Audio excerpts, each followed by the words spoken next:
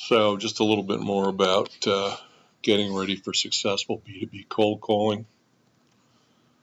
Let's see here. Here we go. You need to research your prospect, their needs, etc. That means the company. And you also should research the person that you're calling, the decision maker, meaning you're going to look at their LinkedIn profile,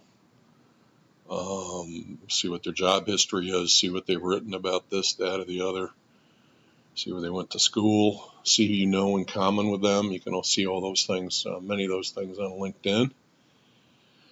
You can even send them, if you have LinkedIn Premium, you can, for $500 a year, I think it is, you can send them an unsolicited email or an invitation to link in with you. LinkedIn often won't let you do that unless you pay a little extra. And if they link in with you, you can maybe start a dialogue there on LinkedIn, giving them some ideas, not selling too hard, but at least just being friendly, saying you'd love to speak to them for a few minutes. You have some ideas for them, and then follow up on the phone. So you end up using LinkedIn and email and maybe leaving a voicemail once in a while, in phone calling to try to reach the person. And again, usually with B2B, your goal is to get a face-to-face meeting. Or if you can't get a face-to-face meeting, at least to be able to pitch the person over the phone, get 20 or 30 minutes of time to at least go over what you've got for them and why you think you can help them. That's really what you want in B2B cold calling. So here's some more information. Okay, so you're trying to establish a rapport. Okay, as I've said, personalize your script. And again, for B2B calling, I don't do scripts really so much. I have some idea about what I want to say, but normally you don't want junior level people doing this calling. You want someone senior who knows the industry to be doing the calling. So what is the creative? What is the content? What do people say with B2B prospecting, outbound calling?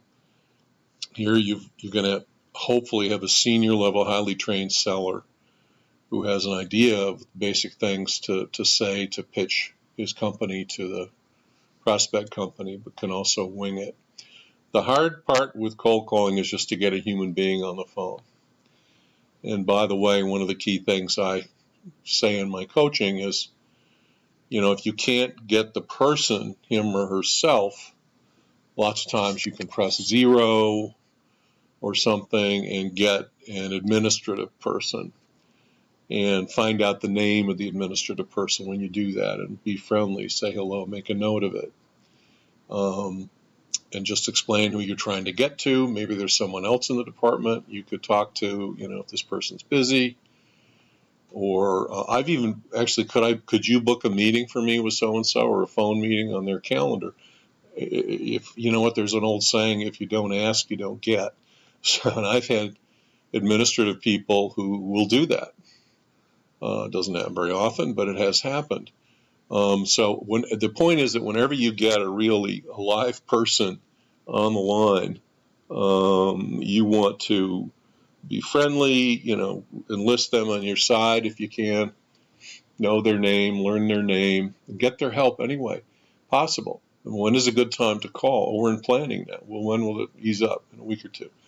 Or she's on vacation this week. She's on maternity leave, but talk to so-and-so. So the goal is to get a human being, and then get as far as you can with that person as possible to get to your decision maker. That's how you're successful with cold calling. Okay. B2C, outbound. Now we're in the danger zone. The danger zone. Now, before we get to the danger zone, there is research that's done by outbound B2C, and polling, which is like research, but it's what we call political research. And so this is how research and / polling is done. Random digit dialing is often how it's done. And pollsters can get a database of all the listed phone numbers in the country, both landline and cell phones. And they can even get to unlisted numbers, and this explains, how that's possible. They can also buy lists from the same database of numbers and names, just the way people can buy emails or home addresses. So there are lots of things that are available out there. But this is robo-dialing, computers randomly dialing every possible number combination. So now also pollsters can get random respondents within the household. And by the way, statistics, as you can see, show that women and older people are far more likely to answer the phone than other Americans, which is why older people are the ones who get abused with the frauds and the scams. So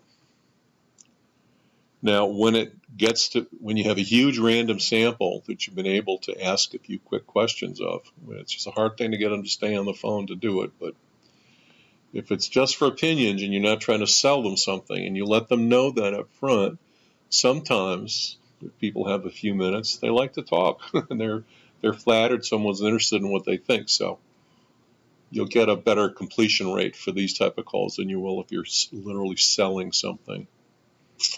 But once you get a big enough overall sample, you can subdivide into different segments based on ethnicity or race or whatever you want, geographic breakdown. But this is the basic method for the polling. And of course, they have a script. They definitely have a script for polling and for research. Hello, I'm so-and-so, and while the operator is talking to the person, he or she is typing in their answers into the format. So for every person's name, script comes up and you've got a template and you can type in information in the fields to answer every question, and then you save it when you're done and go on to the next one. I'm showing this guy because he's one of the best known pollsters today. His name is Frank Luntz. I honestly find him, I'm entitled to my opinion, I find him obnoxious. I got to know him a little bit when I ran marketing at 1-800-Flowers because Jim McCann, the owner of the company or the CEO, was a Republican, and Luntz is on the Republican side of things as a pollster. And that's not the reason I found him obnoxious. I just kind of find him obnoxious. He's a very smart guy, I will say that, and he's done a lot of smart things with communication and how to express things. But he really started, I think he taught for a while, but when he first got into research and becoming a political kind of talking head or whatever, he was a pollster. And when he worked with 800-Flowers, he was trying to convince us to take our inbound calls when people were ordering things, and then when they were done ordering, to ask them if they wanted to hear about a certain offer for something. And if they did, we would switch them over to Frank Luntz's call center where he would try to sell them some other things. And we were going to test that to see if it paid off, and I'm not sure it did. But anyway, so political pollsters, he's one. I'm not sure what his company's called, and I think he just changed the name of it, but it's a political strategy and a corporate strategy company, and I'm sure he does very well. He's a very smart guy. So for the political and the research, as much as possible, although typically the people doing the calling are not going to be very well paid, if you're smart and you want to get good information, you'll at least reward them for, based on how well they fill out the questionnaires, how many they do per day, whatever the case may be. But there's definitely a script. All right, and now I've got another song about a phone number. 8675309. You got to listen to that. So I'll see you on the other side.